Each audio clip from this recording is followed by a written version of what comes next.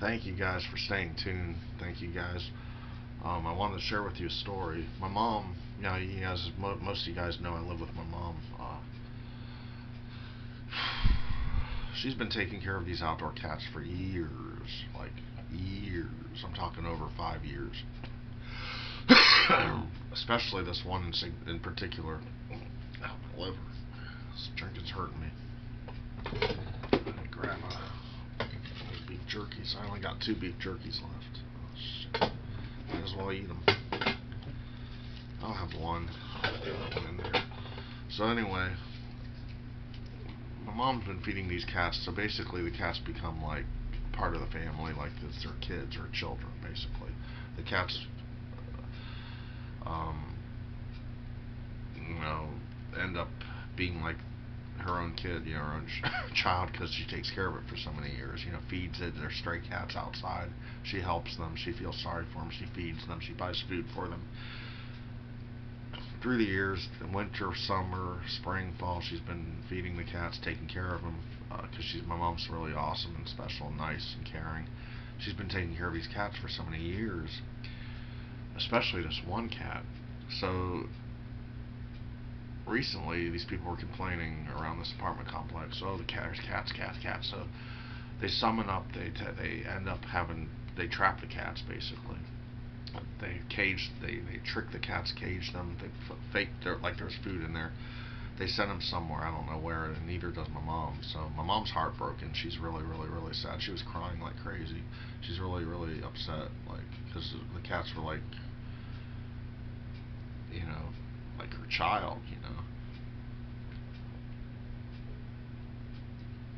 So it kind of upsetted me. Like they should have just not left the cats alone. Like it's unfortunate. It sucks. I don't know. My mom said my sister's gonna try to find the one cat and take it home, make it an indoor cat. But these are like stray cats. They're outdoor cats. But my mom's just really beside herself and struck about it. It was like emotional. Because I mean, I don't blame her. If I fed an animal, like even if it was a raccoon or a possum, if I fed an animal for over 7 years or whatever, and then all of a sudden it was taken away, that's that's tough. I'm a sensitive motherfucker. When my cat died, I cried like a fucking baby, you know, and that was like 5 years ago. I mean, shit. You don't gotta be a big tough man to not show no emotion. I've seen the toughest dudes cry. Believe me, man. I've been there. I've seen tougher, much tougher guys than me that outlifted me, can outfight, beat my ass, that have shed tears. So it doesn't make a man to be a macho. Guys, everybody's sensitive when it comes to stuff in certain ways, shapes, and forms. But it sucks. They shouldn't have done that. They should have kept the cats. Cats are outdoor creatures, but cats are fucking tough animals, though. Yeah, cat was screeching and pissed when it got caged, but cats. They put like 4 cages out there to catch like 4 different cats. But there's one that my mom really grew attached to and loved, and she's really fucking sad about it, crying and pissed, just upset. But cats are fucking tigers and lions. They can fucking hunt and catch animals and survive in the wild. They're built to live outside. Cats are tough creatures.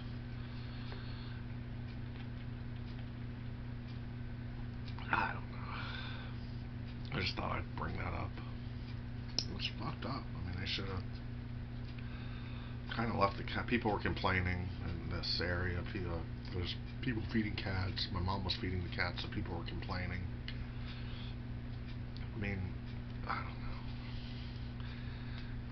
That's why sometimes I wish I had a farm.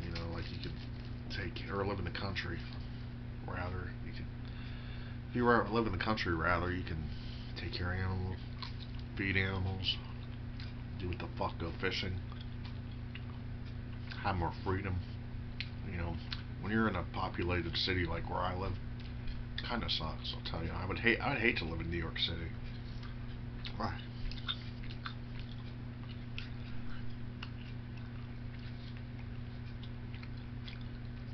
I'm in a basically an old-fashioned small town country dude that, even though I never lived in the country, I would like to camp. I've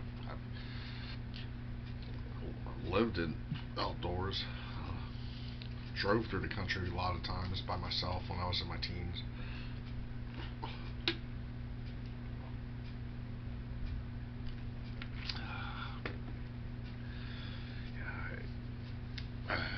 Basically, all I'm saying is everybody has their own set of challenges, no matter who you are. Nobody has it easy or perfect in this life. That's all I'm gonna say. I was, I don't know. I think my toughest thing was, I need a drink. Or my worst,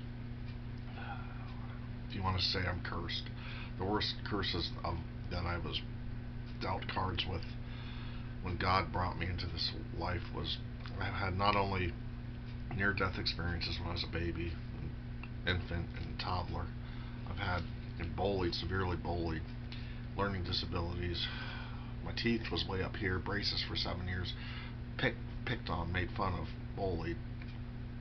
Elementary school, horribly bullied.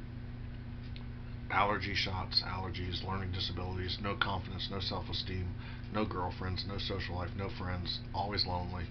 And even at 42 years old almost, I'm still faced with the same stuff. Nothing's changed. Worked my ass off all my life. Warehouses, factories, dishwashing, you name it. Been on my own, had my own places before, but life sucks. I've never really had a girlfriend. The longest I had a relationship was like 2 months, pretty much.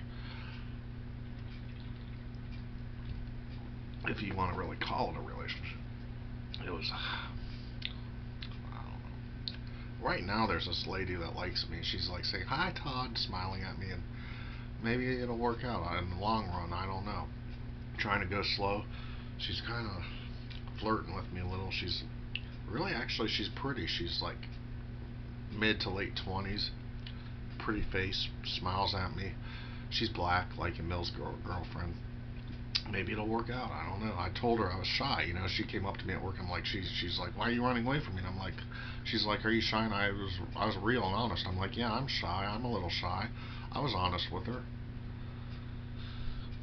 But I don't know. Then she was joking around saying she'd rather go with the other guy that they just hired at my work because he's more confident and tougher. I told her I'm sensitive. I'm a sensitive dude. And apparently she wants a tough guy, but when she left work today, she smiled at me. Last week, she was like, "Well, what time are you coming in?" I was like, "Well, 3 o'clock." She's like, "Shit. When you're coming into work, I'm leaving." In other words, she wanted to see me, so I think she kind of likes me. She's pretty. She has an earring in her nose. She has a lot of charm and style, character. She's sassy and cute and attractive. She's pretty. She's thin, really skinny, pretty face. She keeps her hair braided, clean looking. She looks clean. Smells good. I have no qualms. I would go out with her. She tried to test me, say she was like, "Well, what would you cook for me at work?" She's like, come up to me and she's like, "Well, what would you make for me?" And I goofed up. I said fish sticks, and she laughed at me. She said, "Really?" The other workers were laughing. But the dude who hooked me up with this right here is trying to hook me up with her. Seems to have a nice car, has it together, has her shit together. I might have to. I mean, I'm gonna take it a step at a time, but she might be the one. I don't know. I'm not even gonna say her name, even though I could.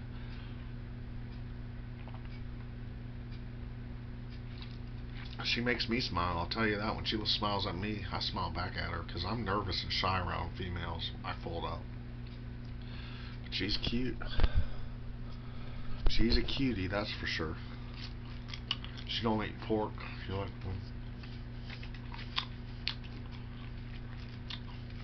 she's a cutie. I probably got about 10 years on her. She's probably about 30.